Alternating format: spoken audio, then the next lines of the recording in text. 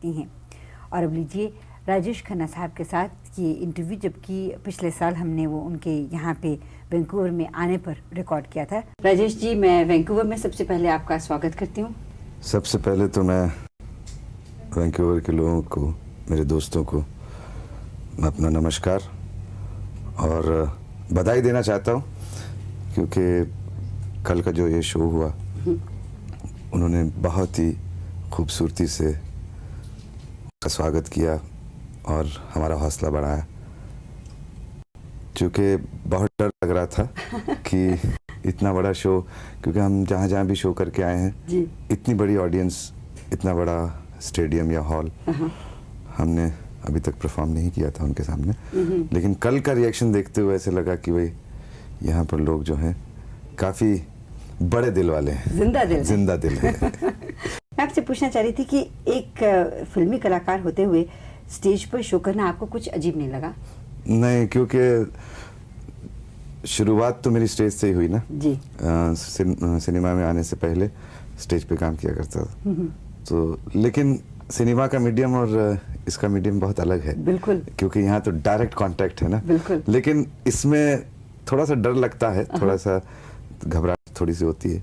लेकिन एक बार जब डायरेक्ट मुलाकात हो जाए, वो जो एक छोटा सा हल्का सा पतला सा पर्दा है स्क्रीन का, वो हट जाता है। बिल्कुल। तो एक अपनापन जरूर आ जाता है, क्योंकि और वो अपनापन, चाहे ऑडियंस कुछ बोलती नहीं है लेकिन क्लैप करती है या उसको रिएक्ट करती है या अप्रिशिएट करती है, तो एक अपने आप एक रेपो, अपने आप एक रिएक्शन हो जाता है। तो एक अपनापन सा लगना शुरू हो जाता, जो मुझे कल महसूस हुआ, जो बहुत खूबसूरत था सचमुच में। और लोगों ने बहुत अच्छे अंदाज से शो को भी देखा और शो में इतनी ज़्यादा वैरायटी थी कि उसकी तारीफ किए बिना कोई भी नहीं रह सका।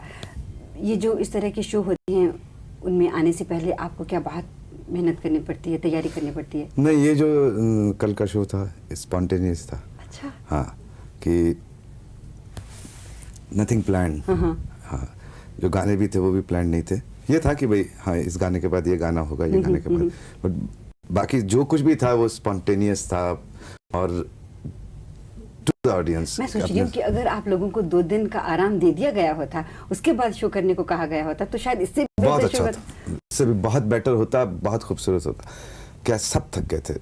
और ये चौथा शो था। इसके बाद और भी शोज हैं आपके? हाँ जी, हाँ। इसके बाद मैं एक और शो कर रहा हूँ, ये है ह्यूस्टन में।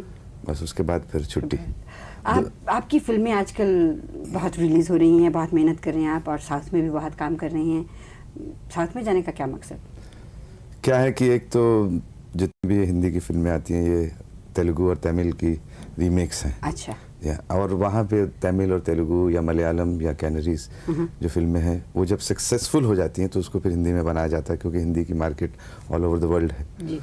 तो इसलिए इस तरफ जो है ये तो ओरिजिनल पिक्चरें बनती हैं, और चूंकि वो सक्सेसफुल हैं और लोगों की पसंद है, तो हम लोग भी यही चाहते हैं कि भी अगर एक चीज़ ट्राइड है और लोगों को पसंद आई है तो एक बड़ी मीडिया पर एक देखा जाए। बिल्कुल। आपको यूं भी महसूस होता है कि साउथ के जो लोग हैं वो बम्बई के फिल्म मेकर से ज़्यादा ऑर्गेनाइज्ड हैं? नहीं, ऐसा कुछ नहीं है। ऑर्गेनाइजेशन तो बॉम्बे में भी बहुत अच्छी है, लेकिन चूंकि जैसे मैंने कहा कि रीमेक है, तो उसका एक सेट पैटर्न हो जाता है, एक सेट प्लानिंग हो जाती है, एक सेट एग्जीक्यूशन हो जाती है कि भाई इसी तरह से पिक्चर शुरू होगी, इसी तरह से बंद होगी, ख़त्म होगी। एक मैं सवाल पूछना चाह रही थी, ये साउथ की एक फिल्म अभी रिलीज़ हुई है आपकी, आज का MLA। क्योंकि हम भारत से इतने दूर बैठे हैं, हमें हकीकत का खास पता नहीं रहता कि क्या हो रहा है, क्या नहीं हो रहा, लेकिन अफवाहें सुनते रहते हैं। देश में क्या तो ये मैं समझ गया। खैर, मैं अपने दोस्तों से ये तो नहीं कह सकता कि यही सब कुछ हो रहा है हिंदुस्तान में, लेकिन आप देखिए फिल्म और खुद सोचिए ये सच है कि नहीं है। इसके बारे में मैं नहीं कुछ कह सकता।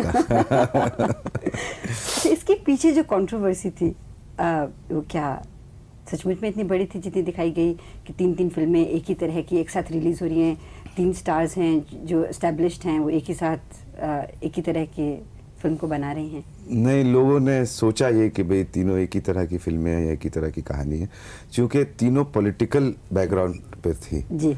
तो इसलिए लोगों ने महसूस किया, बनाने वालों ने महसूस किया कि शायद हो सकता है कि भाई पॉलिटिकल चार्म ये है कि भाई जो पहले आ जाए।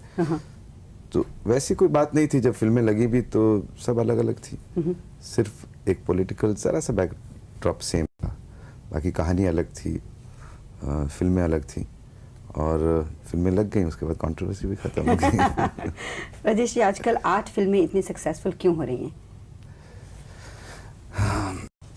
क्या लोगों के टेस्ट चेंज हो गए हैं? नहीं, लोगों के टेस्ट चेंज नहीं हुए। हाँ। 8 फिल्में अब नज़रों में आ गई हैं। अच्छा। क्योंकि काफ़ी बड़ी बड़ी कमर्शियल फिल्में चली नहीं। एक तो सबसे पहले कि आर्ट सिनेमा और कमर्शियल सिनेमा, इनका मिलाप करना या इनका कंपैरिजन करना, ये मेरे हिसाब से गलत है। क्योंकि उसका एक अपना स्कूल है और मास मीडिया जो कमर्शियल कहा जाता है उसका अपना एक तरीका है और अपना एक मीडिया। चूँकि ये बड़ी फिल्में नहीं चली और 8 फिल्में थोड़ी सी चल गई, तो लोगों ने सोचा कि भाई ऑडियंस का टेस्ट जो है वो बदल गया। किसी हद तक मैंने भी यही सोचा। अच्छा। तो 2-4 8 फिल्में बहुत अच्छी गई कमर्शियली भी, और एप्रिसिएशन ऑफ द क्लासेस भी हुआ। लेकिन उसके बाद मेरी एक फिल्म आई, जैसे मकसद जी, अभी हाल ही में रिलीज हुई है। अभी 3 हफ्ते भी नहीं हुए, तो इतनी बड़ी हिट हुई है कि सोचा नहीं जा सकता। और वो मसाला फिल्म और वो मसाला, हाँ, वो मासिस का जो मीडिया है अच्छा। उस पर बेस्ड बना है। तो इससे पता चलता है कि नहीं, वो भी फिल्म चल रही है और इतनी चल रही है, तो ऑडियंस का टेस्ट चेंज नहीं हुआ है। चूंकि बड़ी फिल्में कुछ नहीं चली और ये 8 फिल्में चल गई थोड़ी सी कमर्शियली, तो लोगों की नज़रों में ये हुआ कि अब हम 8 फिल्में ही देखेंगे या 8 फिल्में ही देखी जा सकती हैं, और इस मसाला, जैसे आपने कहा, ये फिल्मों को रिजेक्ट कर दिया जाए। लेकिन ऐसा हुआ नहीं, और ये मकसद उसका एक उदाहरण है। जी हाँ, लेटेस्ट एग्जाम्पल है। मैं सोचती हूँ कि भारत में जो मैगजीन्स होती हैं, जो लोग बातें करते हैं number 1 star, number 1 heroine, number 1 hero, ये जो स्टिग्मा दे दिया जाता है या एक पदवी दे दी जाती है, उस पर बहुत ज़्यादा वो एम्फसाइज करते हैं। ये नंबर 1, नंबर 2, नंबर 3 जो है, what I feel is only horses has numbers. अच्छा। I don't think stars should have numbers in number 1 and number 2. Stars are stars. Stars are stars. Artists are artists.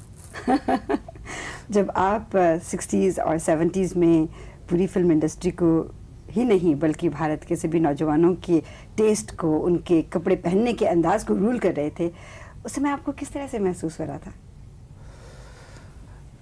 अच्छा महसूस हो रहा था। सारा fashion आपने चेंज कर दिया था। क्या है कि ये जब ऐसा वक्त आता है जब आपकी फिल्में बहुत चलती हैं, लोग आपको पसंद करना शुरू करते हैं, तो नेचुरली अंदर एक हौसला बढ़ता है, एक एप्रिसिएशन होती है। और उस वक्त भी फिल्में जो थी वो, उनका एक स्टैंडर्ड बहुत अच्छा था। बिल्कुल। स्टोरी वैल्यू थी, एक ऑथेंटिसिटी थी, जो अब नहीं है इतना, क्योंकि अब शॉर्टकट टू कॉमर्स और सक्सेस हो गया है। कुछ साल हुए अपने हाथ में एक अफ्रीका से लाया हुआ। जी हाँ, अभी भी है। अभी भी पहनते हैं। इसके पीछे क्या कहानी है? ये किसी ने बड़े प्यार से मुझे दिया था। वही है? जी, प्यार है। अच्छा, ये प्यार है। और इसको हमेशा पहनते हैं आप? जी हाँ। हर एक फिल्म में भी पहनते हैं? जी हाँ, इसे मैं निकालता नहीं, कभी नहीं उतारते। राजेश खन्ना को क्या अपनी जिंदगी में जितने भी रोल्स किए हैं उनमें से कोई रोल पसंद है, कोई रिग्रेट्स हैं, खुशी है? पसंद तो है, लेकिन सिर्फ कोई एक ही रोल नहीं, बेस्ट नहीं कहा जा सकता। लेकिन कुछ रोल्स हैं ऐसे, जैसे आनंद है, अमर प्रेम है, दुश्मन है, आराधना है, अवतार है, सौतन है। जी। मतलब ये मिलाकर ये कहा जा सकता है कि भाई one of the best, one of the best, one of the best.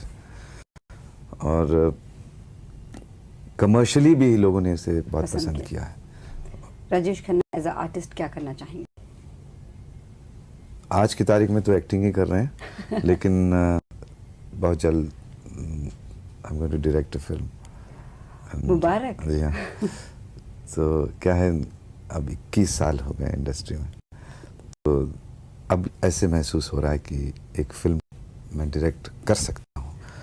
अच्छी बनती है, कितनी खूबसूरत बनती है, ये तो अब जब वक्त ही बताएगा। हमारी शुभकामनाएं आपके साथ हैं। जी शुक्रिया।